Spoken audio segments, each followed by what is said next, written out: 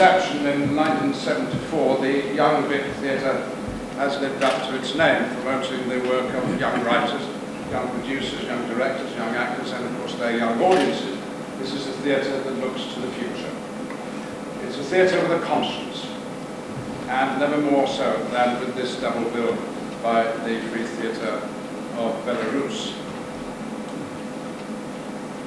But so here we are in the season of Scrooge, and we're all complaining, bloody FIFA and the cold and the possibility of planned closures on the district line on Sunday. We all seem to be here and all ready to relish the performance and then discuss it freely afterwards with our friends and strangers. We could go where we want and we could speak our minds. There was no security forces at the door, no censorship to curtail our democratic right to go where we want and express ourselves freely. Now, over there, in Belarus, just 5 hours flight from London. Freedom is almost an impossibility, and for these people backstage, an absolute impossibility. They're living in what's called the last dictatorship in Europe. I've not been to Belarus, but I've looked it up on the map. There it is, landlocked between Russia and Poland. Last tattered remnants of the Soviet Union. Personal fiefdom of the President Alexander Lukashenko. And their enemies of the state disappeared. High-rise car parks built over Jewish memorial sites. And freedom is utterly curtailed. He's up for re-election, as you just heard. And in a country where the state runs the television, the radio, the press, and most people's employment, of course, there's very little opposition and organized. And the eloquent and courageous opposition in Belarus comes not from any charismatic leader or political party or trade union or church. It comes from this theatre company that we are privileged to see this evening. They were founded in 2005 by human rights activists, husband and wife, Nikolai Detin and Natalia Kolyada.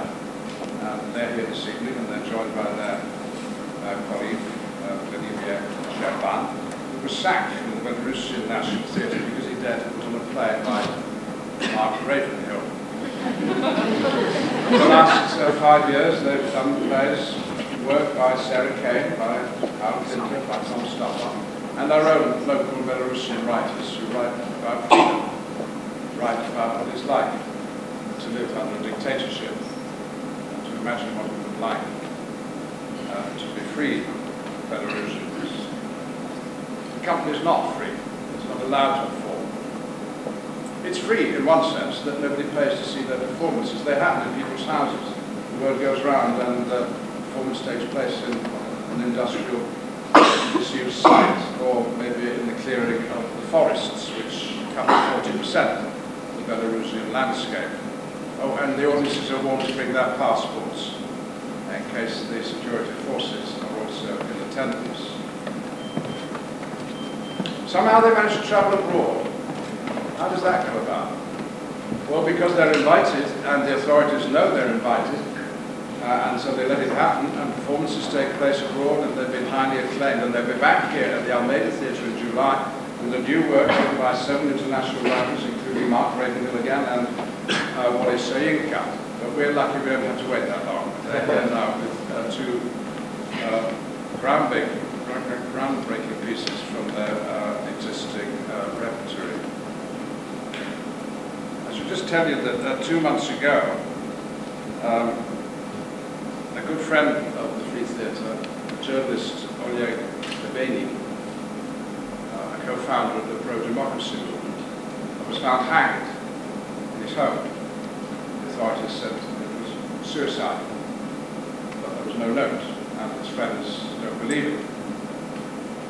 And this is more than just a murder mystery or a tragedy.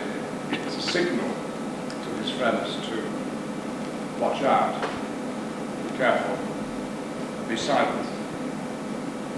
And as you watch Numbers and Discover Love, remember that this government has been intimidated by state forces. There are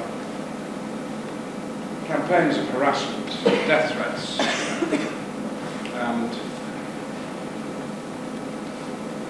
I'm going to do that address again online. I just signed it myself this afternoon. zoneofsilence.org. Every friend that the Free Theatre can make abroad is an insurance that they are taking out against their own disappearance. So please sign up. And you know, this event will not be recorded, of course, in the Belarusian media. The authorities know it's happening. They know Nikolai, Italia, Bohemia are here. And I'm told that their audiences will hear too. It will be whispered in bars and supermarkets and school playgrounds. All the world's a stage. All the men and women merely players, they have their exits. And now resoundingly, they have their entrances.